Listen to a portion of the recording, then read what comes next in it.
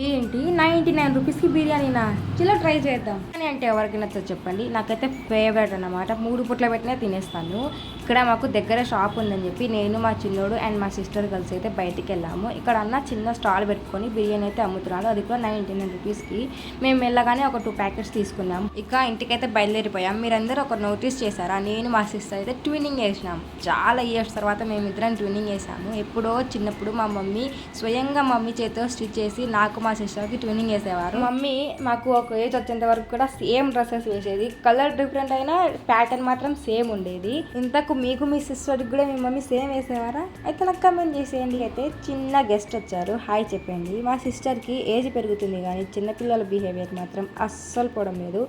ఎప్పుడు ఫుడ్ తినేటప్పుడు కూడా ఫోన్ చూస్తూనే ఉంటుంది. అందులో కార్టూన్స్ చూస్తుంది. మీ ఇంట్లో కూడా ఇట్లా సిస్టర్స్ ఉన్నారా? అయితే నాకు కామెంట్ చేసేయండి. మా సిస్టరే కాదు, నేను కూడా కలిసి చూస్తాను. నాకు కూడా కార్టూన్స్ అంటే చాలా పిచ్చి. ఇక్కడ నేనైతే బిర్యానీ టేస్ట్ చేస్తున్నాను ఎట్లుందని చెప్పేసి. ఫస్ట్ అయితే యావరేజ్ ఉండింది.